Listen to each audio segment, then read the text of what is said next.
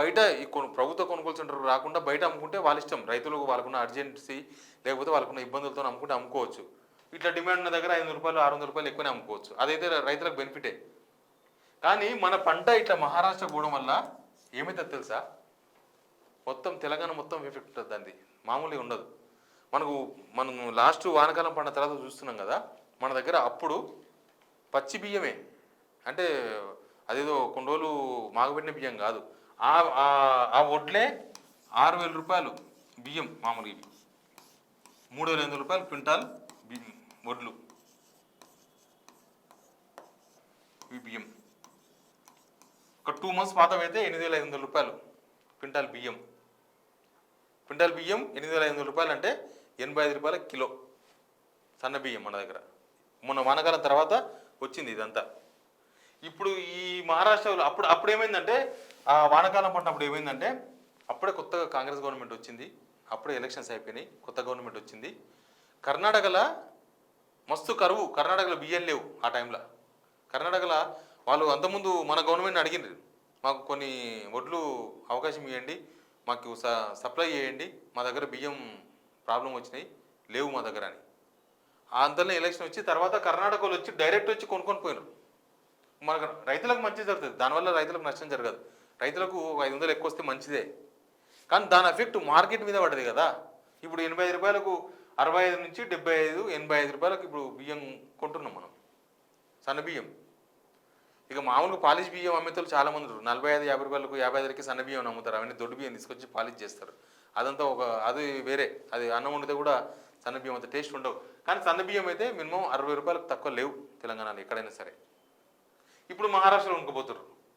అయితే అప్పుడు కర్ణాటక గవర్నమెంట్ కొనుక్కోపోతుంటే అక్కడ కాంగ్రెస్ ఉన్నది కాబట్టి వీళ్ళు సప్లై చేయలేదు. ఇప్పుడు మహారాష్ట్ర కొనుక్కోపోతే కూడా సప్లై చేస్తలేరు. ఎందుకు తెలుసా? ఈ ₹500 500 600 మహారాష్ట్రలో ఇచ్చి తీసుకుపోతున్నారు కదా, వీళ్ళు బోనస్ ఇస్తామన్నారు ₹500. వీళ్ళని కనుక ఆపిర్రు అనుకో ₹500 వీళ్ళు ఇవ్వాల్సి వస్తుంది, గవర్నమెంట్ ఇవ్వాలి. బోనస్ ఇస్తామన్నారు, క్వింటాలకు ₹500 బోనస్. అంటే 2,183 ప్లస్ 500 ₹2,683 కట్టియాలి. ₹2,683 క్వింటాల్కి ఇవ్వాల్సిన ప్రభుత్వము లాస్ట్కు ఇది వస్తుంది చేతికి. ఎంత లాసు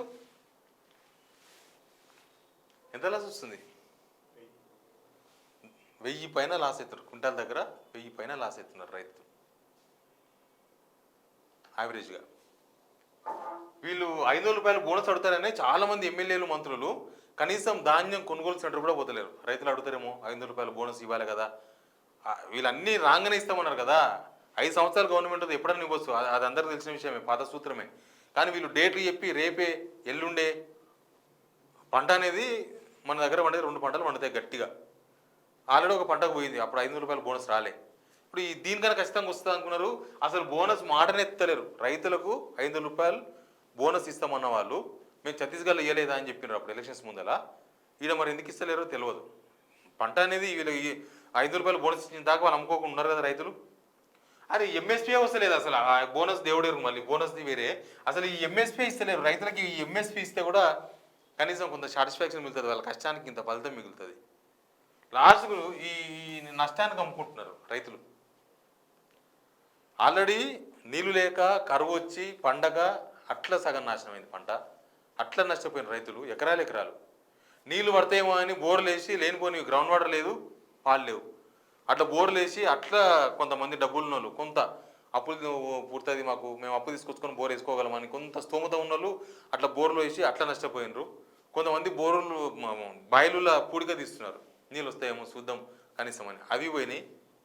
ఆ ఎన్ని ఎకరాల పంట నష్టపోయిందో ఇప్పటిదాకా ప్రభుత్వం దగ్గర లెక్క లేదు. ఒక ఆయన 10,000 ఎకరాలు అంటాడు, ఒకరు 20,000 ఎకరాలు అంటారు. లెక్క 80,000 నుంచి 1,00,000 ఎకరాల పంట పోయిందని చెప్తున్నారు. వాళ్ళకి ఇంతవరకు నష్టపరిహారం కట్టేయలేదు. ఆ మధ్యకాలంలో మొన్ననాడు వర్షాలు పడి ఆ కామారెడ్డి ఏరియాలో బాగుండదు వర్షం, అప్పుడు అట్లా పోయింది వడగండ్ల వాన. మొత్తానికి రైతుల తిప్పలు ఎట్లయిపోయిందంటే అలా పెన్నం నుంచి పొయ్యిలబడ్డట్టు అయిపోయింది. ఇక్కడ ఇది వస్తుంది అనుకుంటే ఇది వస్తుంది, ₹2,683 వస్తాయి అనుకుంటే లాస్ట్కి ఇది వస్తున్నాయి, ₹1,583 వస్తున్నాయి.